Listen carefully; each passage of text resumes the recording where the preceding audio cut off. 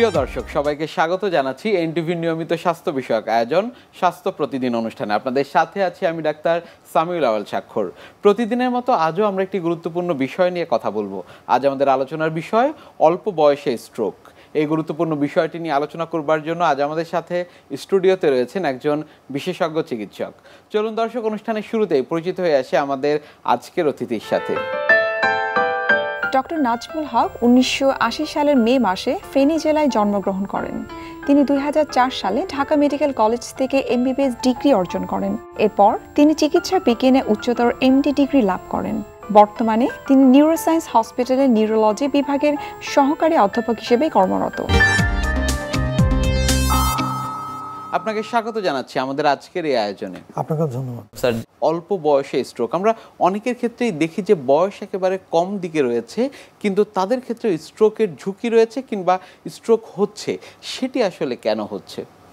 আসলে এটি বলার আগে আমি একটু বলতে চাই যে অল্প বয়সী স্ট্রোক বলতে কি বোঝায় বা কোন বয়সটাকে আমরা অল্প বয়স বলি। নিশ্চয়ই স্ট্রোক আসলে কিন্তু একটু এল্ডারলি এজ, মানে বৃদ্ধ বয়সের রোগ। স্ট্রোক সাধারণত বয়স বাড়লে স্ট্রোক হয়। অল্প বয়সে স্ট্রোকের ডেফিনিশন যেটা আমি দেখলাম বিভিন্ন বইতে, সেটা হচ্ছে বিলো 40 যদি কারো স্ট্রোক হয় সেটাই কিন্তু ইয়াং স্ট্রোক। ইয়াং স্ট্রোক বা যুবক বয়সের স্ট্রোক। 40 নিচে যদি কেউ স্ট্রোক হয় সেটাই কিন্তু ইয়াং স্ট্রোক। কিন্তু আমাদের দেশে আমরা অনেক স্ট্রোক পাচ্ছি 20 বছরের কম বয়স, 12 বছর, 15 বছর, অনেকের পাচ্ছি 20 বছর, 25 বছর। এই স্ট্রোকগুলো কেন করছে? স্ট্রোক হওয়ার জন্য তো বয়স বাড়তে হয়, কারণ বয়সকালে আপনার ডায়াবেটিস হয়, উচ্চ রক্তচাপ হয়, কোলেস্টেরল বাড়ে, থাইরয়েডের সমস্যা হয়, হার্টের রোগ হয়। বয়স বাড়লে এগুলো হয়, সেখান থেকে স্ট্রোক হয়। তাহলে ইয়াং এজে কেন স্ট্রোক হচ্ছে? ইয়াং এজে স্ট্রোকের মেইন কারণ কিন্তু কার্ডিও এম্বোলিক, মানে হার্টের রোগ। একদম ইয়াং স্ট্রোকের যত রোগী পাওয়া গেছে তার প্রায় 70% পাওয়া গেছে কার্ডিয়াক রোগ। কারণ হার্টে যদি জন্মগত ছিদ্র থাকে, এএসডি, ভিএসডি, অথবা হার্টের ভালভের রোগ থাকে, রিউমেটিক হার্ট ডিজিজ, সেখান থেকে কিন্তু রক্তনালীর চাকা আপনার ব্রেনে গিয়ে স্ট্রোক করতে পারে। এটা হচ্ছে ওয়ার্ল্ড ওয়াইড সবচেয়ে commonest cause of young stroke. এছাড়া আরও অনেক রোগ আছে, যেমন ব্রেনের রক্তনালীর কিছু চাকা থাকে যেটাকে আমরা অ্যানিউরিজম বলি, কিছু ম্যালফরমেশন থাকে, আর্টারিভ্যালেন্স ম্যালফরমেশন, রক্তনালীর জন্মগত ত্রুটি থাকে, যেমন ময়া রোগ। এই রোগগুলো কিন্তু আমরা আগে জানতাম না। আমাদের কাছে যখন হাসপাতালে খুব অল্প বয়সী স্ট্রোকের রোগী আসলো, আমরা চিন্তা করলাম এই বাচ্চা, তার এক হাতে এক পা অবশ, কেন? খুঁজতে খুঁজতে খুঁজতে খুঁজতে আমরা সিটি স্ক্যান, এমআরআই, যখন সিটি এনজিওগ্রাম করলাম, তখন দেখলাম যে এই রোগ ময়া রোগ, তার তো ব্রেইনে অ্যানুরিজম। এইসব রোগ সম্বন্ধে আগে আমরা অবগত ছিলাম না। এছাড়া রক্ত জমাট বাঁধার কিছু রোগ থাকে, protein C, protein S deficiency, অনেক সময় সিকেল সেল ডিজিজ বলে কিছু রোগ থাকে, সেগুলো থেকেও কিন্তু ইয়াং স্ট্রোক হতে পারে। বর্তমান বাংলাদেশে সেটির আধিক্য কেমন দেখছেন, যাদের একেবারে কম বয়সীদের ক্ষেত্রে স্ট্রোক হচ্ছে? আমি একটু খোঁজাখুঁজি করলাম আজকে সকালে। বাংলাদেশে ইয়াং স্ট্রোকের সেরকম কোনো স্টাডি পেলাম না, কিন্তু ওয়ার্ল্ড ওয়াইড যত লোক স্ট্রোক করে তার 10 থেকে 15% কিন্তু ইয়াং স্ট্রোক থাকে। এবং ইয়াং স্ট্রোকের যে কারণগুলো আমি বললাম, যে হার্ট থেকে বা ব্রেনের রক্তনালী বা রক্ত জমাট বাঁধার সমস্যা, এছাড়া কিন্তু আমাদের লাইফস্টাইলও কিন্তু চেঞ্জ হয়ে গেছে। আগের যুগে 40-এর আগে কোনো লোকের কোলেস্ট্রলের প্রবলেম, অনেক ডায়াবেটিস বা অনেক প্রেশার, এটা কিন্তু কল্পনা করা যায় না। কিন্তু এখন কিন্তু প্রায়শই 30-এর পরে বা 25-26 কিন্তু ডায়াবেটিস অনেক হাই, কোলেস্টেরল বেশি। তাহলে সেগুলোও কিন্তু একটা কারণ হিসেবে আসতেছে, কিন্তু এগুলো কিন্তু আগে ছিল না। আগে কিন্তু মানুষ যখন বৃদ্ধ হতো তখন এসব রোগ আসতো। এখন তো সেডেন্টারি লাইফস্টাইল, মানুষ হাঁটাচলা করে না, ব্যায়াম করে না, খাদ্য অভ্যাসও খারাপ হয়ে যাচ্ছে, সেই কারণে এগুলো ইয়াং স্ট্রোকের কারণের মধ্যে আসছে। কারা কারা ইয়াং স্ট্রোকের ঝুঁকিতে রয়েছেন? ইয়াং স্ট্রোকের সবচেয়ে বেশি ঝুঁকিতে আছে কিন্তু হার্টের রোগীরা।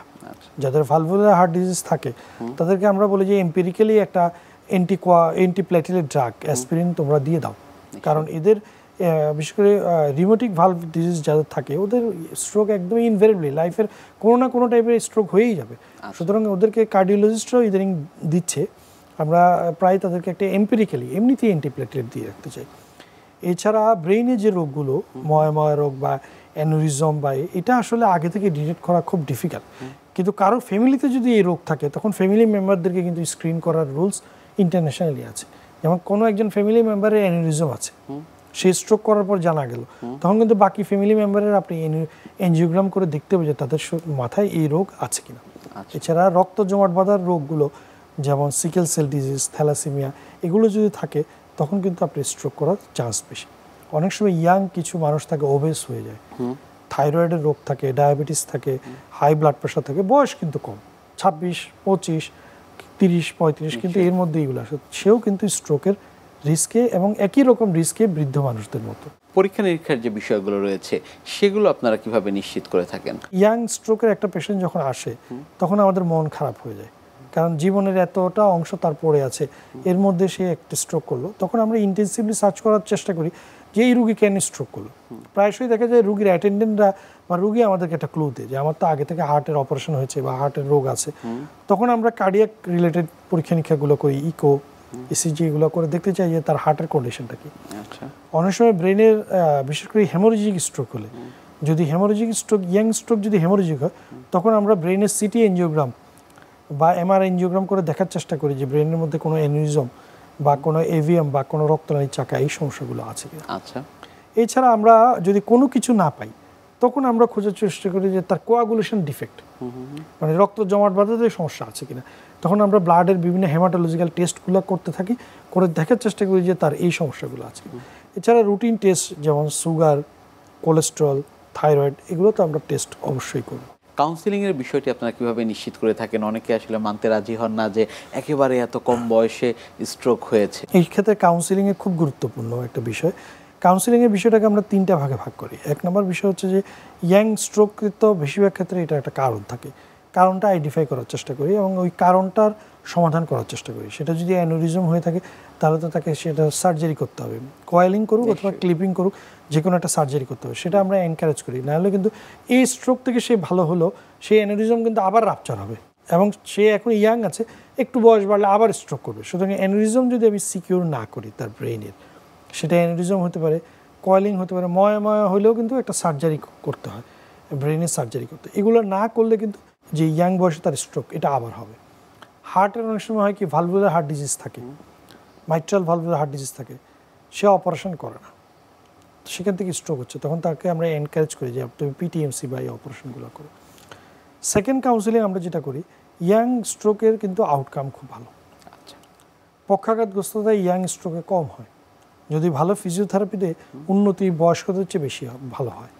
সুতরাং এটা আমরা একটা ভালো কাজ। 3 নম্বর হচ্ছে লাইফ লং মেডিকেল অ্যাডহারেন্স, মানে তোমাকে কিন্তু এই যে ভালো হয়ে গেলে এইটা কিন্তু শেষ না, লাইফ লং তোমাকে ডাক্তারের সাথে থাকতে হবে, 2 একটা ওষুধ সবসময় খেতে হবে।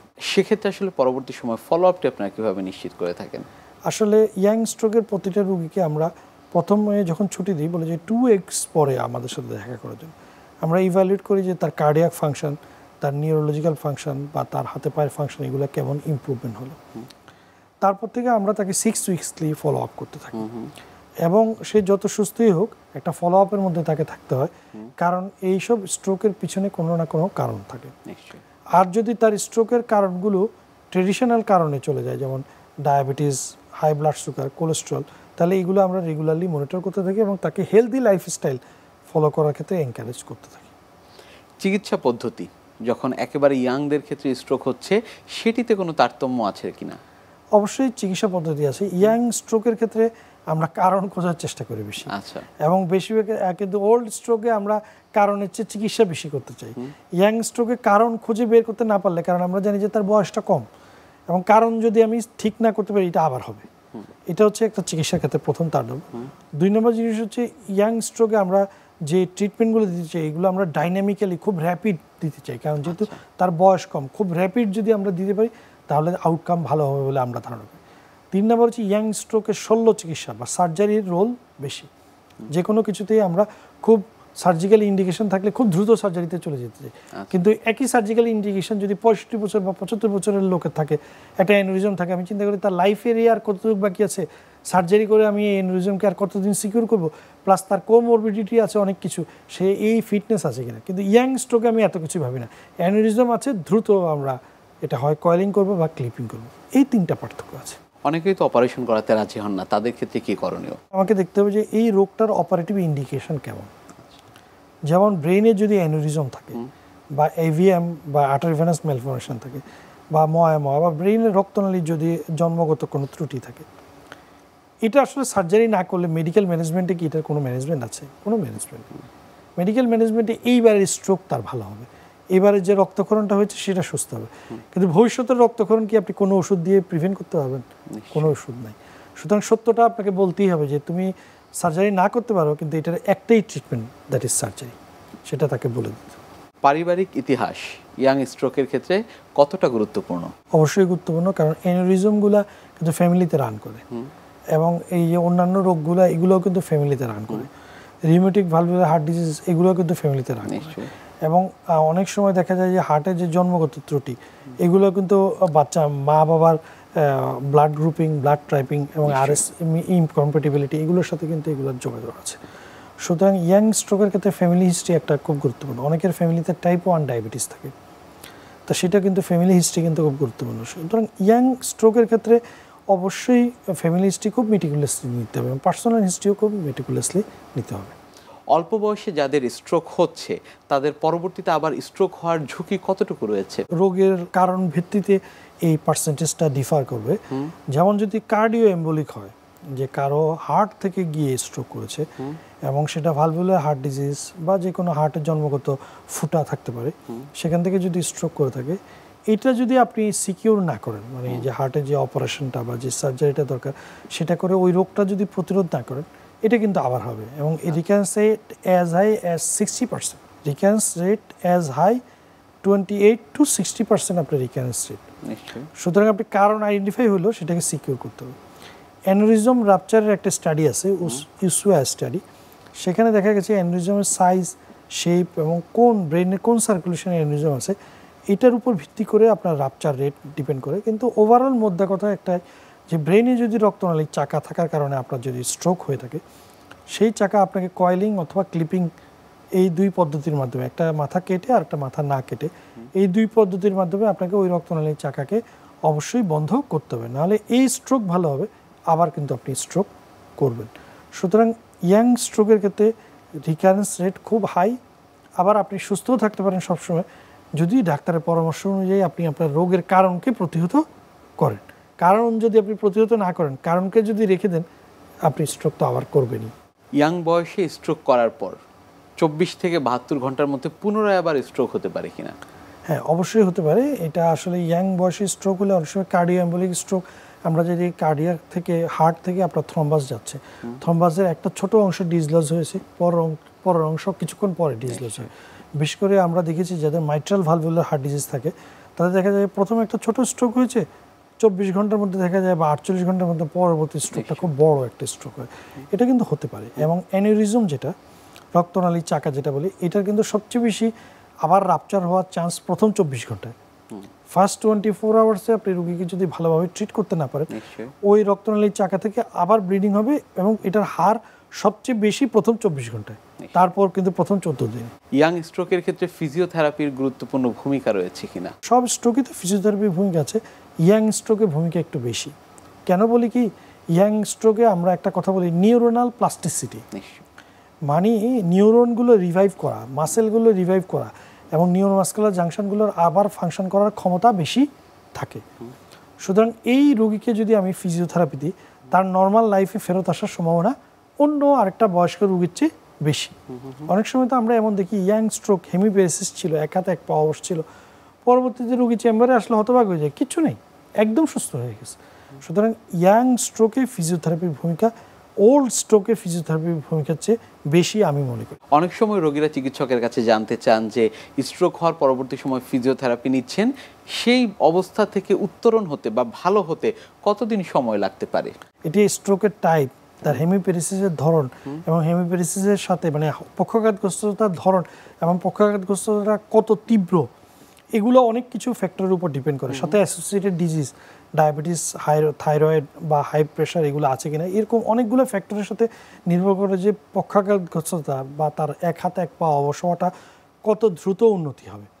তবে ওভারঅল দেখা যায় মিনিমাম ইমপ্রুভমেন্ট হতে 3 to 6 মান্থ লাগে, 3 থেকে 6 মাস লাগে মিনিমাম ইমপ্রুভমেন্ট হতে। আমাদের দেশের সমস্যা কি, আমাদের দেশে ফিজিওথেরাপিটা গভর্নমেন্ট ইন্স্যুরেন্সভুক্ত না, সেই জন্য অনেকে টাকার অভাবে, অনেকে দূরত্বের কারণে ফিজিওথেরাপিটা অত অ্যাভেল করতে পারে না। লং টাইম ফিজিওথেরাপি না দেওয়ার কারণে যতটা সুস্থ তার হওয়ার কথা ততটা সুস্থ আসলে হতে পারে না। অল্প বয়সী স্ট্রোকের এই বিষয়গুলো নিয়ে আপনার থেকে আমরা আরও জানবো। তবে তার আগে আমাদের এই অনুষ্ঠানে একটি নিয়মিত সেগমেন্ট হচ্ছে বিভিন্ন খাদ্যের পুষ্টি গুণাগুণ সম্পর্কে আমাদের দর্শকদের জানিয়ে দেয়া। প্রিয় দর্শক, দেখছেন স্বাস্থ্য প্রতিদিন। কথা হচ্ছিল খুব গুরুত্বপূর্ণ একটি বিষয়, অল্প বয়সে স্ট্রোক নিয়ে। অনুষ্ঠানের পর্যায়ে দেখে নেব বিভিন্ন খাদ্যের পুষ্টি গুণাগুণ সম্পর্কে আমাদের পুষ্টিবিদের কাছ থেকে।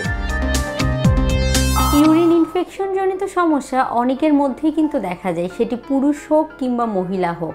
এই ইউরিন ইনফেকশন জনিত সমস্যায় যদি আপনি সমাধান না নিয়ে আসেন, সেটি কিন্তু পরবর্তীতে আপনার ইউরিনারি ব্লাডারে বিভিন্ন ধরনের ক্ষতির সম্মুখীন করে দিতে পারে। সেজন্য আপনাকে অবশ্যই ইউরিন ইনফেকশন হলে ডাক্তারের ট্রিটমেন্টের পাশাপাশি সুষম খাদ্যাভ্যাস মেনে চলতে হবে। সুষম খাদ্যাভ্যাস বলতে বোঝাচ্ছি বেশ কিছু খাবারের কথা আমি এখন বলবো, যেই খাবারগুলো যদি আপনার প্রস্রাবে কোনো ধরনের সমস্যা বা ইউরিনারি ইনফেকশন হয়ে থাকে সেক্ষেত্রে অবশ্যই এড়িয়ে চলতে হবে বা বেশ কিছু খাবার অতিরিক্ত খাদ্য তালিকায় অ্যাড করতে হবে। সবার প্রথমে যদি বলতে হয়, যাদের ঘন ঘন বা ইউরিন ইনফেকশন বা ইউরিনারি ট্র্যাক্ট ইনফেকশন জনিত সমস্যা হয় তাদের প্রচুর পরিমাণে পানি পান করতে হবে। পানি পান করার বিষয়ে তাদেরকে সতর্কতা মেনে চলতে হবে, কেননা দেখা যায় অনেকেই খুব অল্প পরিমাণে পানি পান করেন। এই অল্প পরিমাণে পানি পান করার কারণে তাদের ইউরিনারি ট্র্যাক্ট ইনফেকশন জনিত সমস্যা দেখা দিয়ে থাকে। নিয়মিত 10 থেকে 12 গ্লাস পানি শুধু পান করলে হবে না, পাশাপাশি বিভিন্ন ফলের জুস, ডাবের পানি, তরল বিভিন্ন খাবার, সুপি খাবার বা বিভিন্ন সবজি দিয়ে, চিকেন দিয়ে, ডিম দিয়ে তৈরি করা স্যুপ জাতীয় খাবারগুলো আপনি আপনার খাদ্য তালিকায় রাখার চেষ্টা করবেন। তাহলে দেখা যাবে যে আপনার দেহের পানির রিকোয়ারমেন্ট অনেকাংশে পূরণ করতে সেটি সাহায্য করে থাকে। এর পরবর্তীতে যদি বলতে হয়, বিভিন্ন ধরনের ইনফেকশন কমানোর জন্য আমরা ন্যাচারাল রেমেডিস হিসাবে অ্যান্টি ইনফ্লামেটরি খাবারগুলোর কথা বলে থাকি। তার মধ্যে ধরেন দারুচিনি হতে পারে, জিরা হতে পারে বা আদা হতে পারে। এই জাতীয় খাবারগুলো আপনি কিন্তু পানি দিয়ে ফুটিয়েও গ্রহণ করতে পারেন, তাহলে ইনফেকশনের যে জটিলতাগুলো আছে সেগুলো কিছুটা কমাতে সাহায্য করবে। কুসুম গরম পানি মাঝে মাঝে পান করতে পারেন। প্রচুর পরিমাণে ফলমূল, শাকসবজি গ্রহণ করার পাশাপাশি অতিরিক্ত পরিমাণে রিফাইন কার্বোহাইড্রেট যেগুলো আছে বা যেই খাবারগুলোর কথা আমরা বলে থাকি যে সাদা আটা থেকে তৈরি করা খাবার, এগুলো কিন্তু এড়িয়ে চলতে হবে।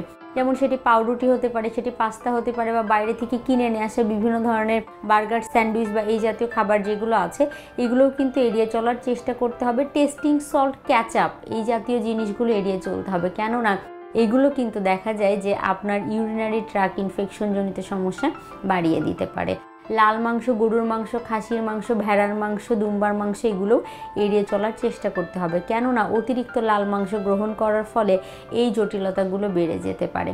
আর ইউরিনারি ট্র্যাক্ট ইনফেকশন জনিত সমস্যা আমরা সবসময় বলে থাকি অতিরিক্ত মশলাদার খাবার এড়িয়ে চলতে হবে, কেননা অতিরিক্ত মশলাদার খাবারও এই সমস্যা বাড়িয়ে দিতে পারে।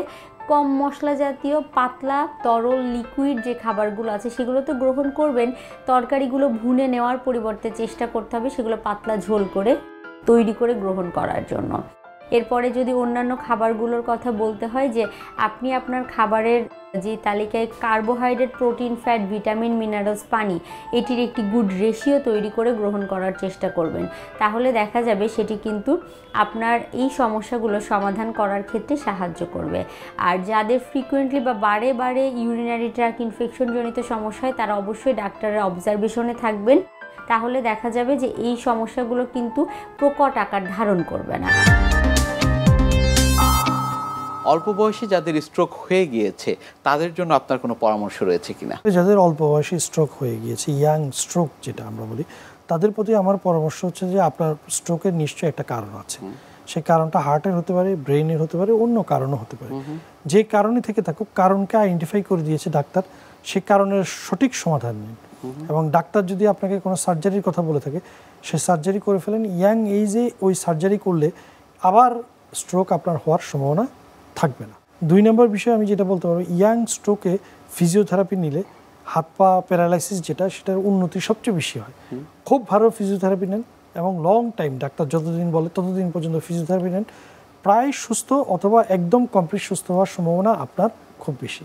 3 নম্বর পরামর্শ যেটা, স্বাস্থ্যকর জীবনযাপন করুন। আচ্ছা, পরিমিত খাদ্য গ্রহণ, ভালো ঘুম এবং দুশ্চিন্তামুক্ত জীবন আপনাকে একদম সুন্দর লাইফে এবং নর্মাল লাইফে ফেরত নিয়ে আসবে। অনেক ধন্যবাদ আপনাকে আমাদের আজকের এই অনুষ্ঠানে আসার জন্য। আপনাকেও ধন্যবাদ, এনটিভিকেও ধন্যবাদ। প্রিয় দর্শক, এতক্ষণ দেখছিলেন স্বাস্থ্য প্রতিদিন। কথা হচ্ছিল খুব গুরুত্বপূর্ণ একটি বিষয়, অল্প বয়সে স্ট্রোক নিয়ে। আশা করি আমাদের এই গুরুত্বপূর্ণ তথ্যগুলো আপনাদের অনেক বেশি উপকারে আসবে। অনুষ্ঠানে এই পর্যায়ে দেখে নেব কি থাকছে আগামী পর্বে স্বাস্থ্য প্রতিদিন অনুষ্ঠানে। যখন দেখা যায় যে আমাদের কিডনি যে কোনো কারণেই হোক যদি সম্পূর্ণ বিকল হয়ে যায়, তখন বেঁচে থাকার একটা পদ্ধতি যে উপায়ে রক্তে যে সমস্ত দূষিত পদার্থ সেগুলো জমা হয়, সেগুলো যে পদ্ধতিতে সেকে সেই দূষিত পদার্থগুলো বের করে দিয়ে রক্তকে পরিশুদ্ধ করা হয়, সেটাই হলো ডায়ালাইসিস। বিশ্বের যে কোনো প্রান্ত থেকে যে কোনো সময় আপনাদের পছন্দের অনুষ্ঠান স্বাস্থ্য প্রতিদিন দেখতে ভিজিট করুন আমাদের পূর্ণাঙ্গ ওয়েব পোর্টাল www.ntvbd.com এ। এছাড়া এনটিভি সব জনপ্রিয় অনুষ্ঠান ও খবরের আপডেট পেতে ভিজিট করুন আমাদের ইউটিউব চ্যানেল ও ভেরিফাইড ফেসবুক পেজে। আজ এখানেই শেষ করছি, আগামীতে আবারও দেখা হবে। সে পর্যন্ত আপনারা সবাই ভালো থাকুন, সুস্থ থাকুন, এনটিভির সাথেই থাকুন। আল্লাহ হাফেজ।